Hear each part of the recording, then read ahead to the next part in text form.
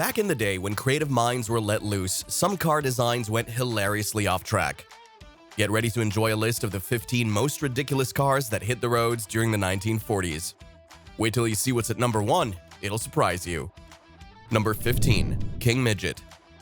The King Midget is often seen as one of the dumbest cars due to several problems in design and performance. With just a single-cylinder engine giving only 6 horsepower, its capabilities were very limited, suitable for only basic transportation needs. It had an unusual 1-speed automatic transmission that powered just one rear wheel, which further affected how well it performed and held up over time. The vehicle also lacked important safety features required by government standards at the time, a shortcoming that played a role in its eventual phase-out from production. Originally sold as a kit car, the King Midget had issues with quality. Even when fully assembled, it used cheap materials and missed essential parts like a speedometer and reverse gear. The car was tiny, first built for just one person but later made to fit 2, which made it not very practical for most situations. Although it was affordable, many people saw the King Midget more as a quirky toy than an actual vehicle. Its looks and performance were often compared to that of a lawnmower. Aiming at a niche market seeking super cheap and simple transportation, the car's lack of charm and sales potential led to its bad reviews and eventual downfall. Number 14.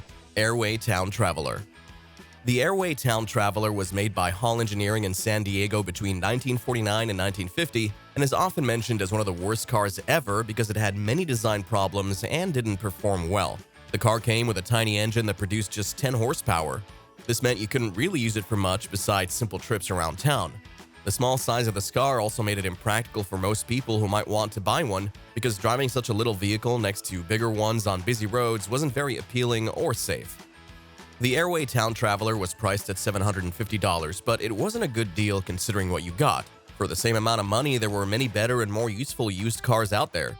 The car targeted a very tiny market that just couldn't support its production and sales numbers. Number 13. Hoppenstand. First revealed at the Cleveland Auto Show in 1949, the Hoppenstand didn't impress the audience. As a result, its creator David Hoppenstand decided to stop further development right away. The car had an unusual look with an aluminum body. While this was meant to be innovative, it wasn't done well enough to attract buyers. It came with a 2-cylinder engine connected to a hydraulic transmission, which made it weak and unreliable on the road. After World War II, tough market conditions filled with well-known brands also made it hard for the Hoppenstand to succeed. Money troubles and not enough resources kept the company from fixing early problems and spending on marketing. Bad design, unreliable performance, and poor development work gave Hoppenstand a name as one of the dumbest cars around back in its day. Number 12. Lincoln Zephyr. Many people have pointed out flaws in both the Lincoln Zephyr's look and how it runs. Design-wise, the car didn't flow well visually. For example, the hood seemed a bit squashed, which hurt its overall style. In terms of quality, some parts like steering wheels often face quick rejection due to even tiny defects getting noticed. As for performance, the V12 engine had issues with crankcase ventilation causing quicker sludge buildup, along with heating problems that weren't addressed properly back then, leading to reliability concerns among owners. Additionally, the engine's high oil use and smoke problems made things worse for the car. Fixing it wasn't easy either because parts were hard to find and repairs were complicated. All these design issues hurt its sales numbers and gave it a bad reputation overall. Number 11. Scootmobiel. The Scootmobiel was mainly built using leftover airplane parts like additional fuel tanks and landing gear from small planes, giving it a quirky look that wasn't very practical. With a top speed of just 40 miles per hour, it was really only suited for short local drives. Its 3-wheel setup made it unstable and tricky to handle. The automatic gear system, though cutting edge for its time, often broke down and caused mechanical problems. Created just after World War II when materials were hard to come by, it was a reflection of those challenging times with compromises in how it was designed and built. Its quirky look and limited features didn't resonate well with buyers, leading to low production numbers and sales figures. Plus, more appealing microcars like the Brogan and Martin Stationette offered slightly better performance options that made them more attractive choices over the Scootmobiel. Number 10. Brogan Three-Wheeler. The Brogan Three-Wheeler's main problem was its instability due to having just one wheel at the front, which led to frequent tipping over, making it pretty unsafe. Riding in this car wasn't comfortable either. With poor suspension and low-quality construction, trips were rough rather than smooth. On top of that, steering was not up to par. Handling felt awkward, especially when driving fast or on bumpy roads. The Brogan Three-Wheeler was not a success financially. Only 30 of these cars were made by hand, each sold for $400 but costing $500 to produce, leading to significant losses on every unit and showing how inefficient the production process was. Customers didn't like its performance at all, so it struggled in sales from the start. Additionally, three-wheeled vehicles often run into legal problems due to complicated regulations, which also discouraged buyers. Number 9. Eshelman Sportabout. The Eshelman Sportabout's awkward design features an odd-shaped grille that resembles a basket, making it seem more like something for kids than a real car. Performance-wise, it's lacking, with early models offering just 2 horsepower and later ones only slightly better at 8.5 horsepower, not enough for anything beyond short trips around town at low speeds. Early versions of this model missed some key features like having brakes on all 4 wheels. These were added later. The build quality was quite basic, and the materials used made it feel fragile and less durable. Moreover, its small size and limited functionality meant it wasn't very practical for everyday use. It seemed more like a novelty than something you could rely on daily. As a result, the Eshelman Sportabout didn't do well in terms of sales, with only around a few hundred units produced over 7 years.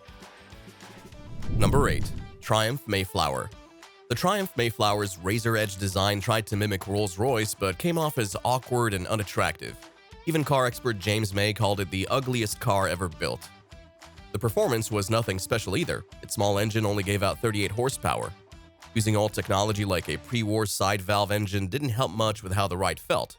It also had basic suspension and a simple 3-speed column shift gearbox, contributing little excitement behind the wheel. The Mayflower was marketed as a high-end compact car, but its lofty price didn't match up with what it offered in terms of performance and design.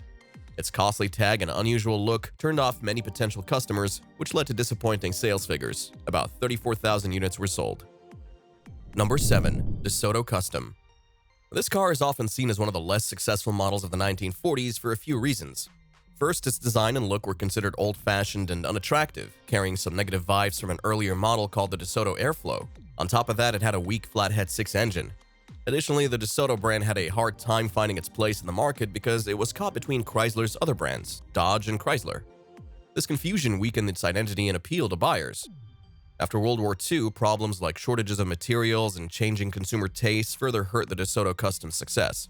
The production quality became uneven because they couldn't keep up with what people wanted at that time. Even though it introduced some cool features like powered pop-up headlights, these weren't enough to make up for all its issues. Number 6. The 1940 Chrysler Royal. The 1940 Chrysler Royal's design was considered old-fashioned even when it first came out, unable to match up with the changing automotive styles of its time, and it lacked any standout features or new technology that could make it more appealing in a competitive market. In terms of performance, this model had a flathead 6 engine which was reliable but didn't deliver on power or fuel efficiency as buyers hoped for. Plus, ongoing mechanical problems only damaged its reputation further. The car struggled with sales because it didn't capture much interest, and there were better options out there. Both experts and buyers gave it poor reviews, often calling it underwhelming and not a wise use of money. Kaiser Special. The Kaiser Special faced a lot of criticism, which led to its lackluster success during that time. It had a 6-cylinder engine that didn't deliver much power or speed when compared to other cars with stronger V8 engines. Furthermore, its boxy design wasn't popular among people in the late 40s and early 50s. Kaiser Fraser Corporation also messed up financially by greatly misjudging how many cars people would want and taking on too much debt. This led to big money losses, eventually forcing them out of the market. Their cars couldn't keep up with competitors like Ford, GM, and Chrysler, who offered better performance and had stronger brand loyalty from customers. The Kaiser Special was seen as unreliable by consumers, which made it even less appealing in an already tough market filled with options that buyers trusted more. Number 4. Nash Ambassador. The 1941 Nash Ambassador's design choices stirred up some controversy. The front fenders offered only small cutouts, restricting wheel movement and making it tricky to handle during everyday driving. While trying to achieve a sleek look with aerodynamic lines, they ended up sacrificing practicality. One of its groundbreaking features was being among America's first unitized body frame cars, an innovative idea at the time. However, this made repairs tougher and impacted how durable it was over time. The Ambassador, powered by the Flying Scot engine, didn't quite match up to its competitors when it came to reliability and durability. While Nash saw a big jump in sales back in 1941, the Ambassador model itself didn't gain as much praise or popularity. Its unique design and engineering choices didn't appeal to all customers, making it hard for this car to compete with more favored luxury models from brands like Packard, Lincoln, and Duesenberg.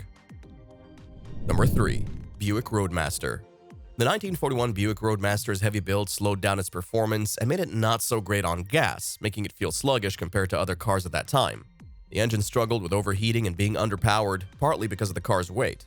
On top of this, safety was an issue since its single-brake cylinder design meant that braking wasn't very dependable and could fail more easily. The initial wiring of the car was troublesome, often looking tangled and causing electrical breakdowns. This led to costly repairs as frequent maintenance was needed, turning away buyers who wanted a dependable vehicle. On top of that, both style and function suffered with fading chrome finishes and rusty parts coupled with major mechanical issues. This all took a toll on the car's reliability over time. Number 2. Tucker 48.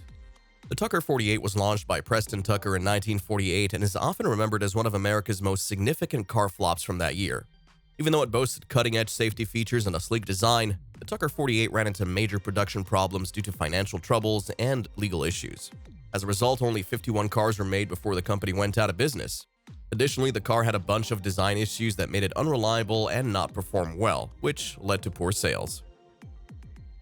Number 1. Crosley CC Four.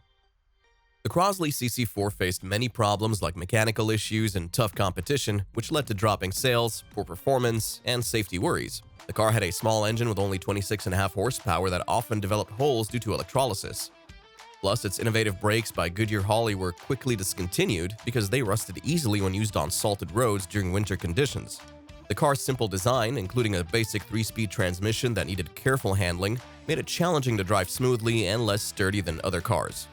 Crosley initially did well, but soon struggled against bigger companies, leading sales to drop from almost 29,000 in 1948 to just 7,431 the following year. The performance of the Crosley CC4 was notably sluggish. It took an incredibly long time of nearly 46 seconds to go from 0 to 60 miles per hour, and its small size sparked safety concerns among drivers. If you like this video, remember to subscribe to our channel for more great content. Also, give this video a thumbs up and share your thoughts in the comments below.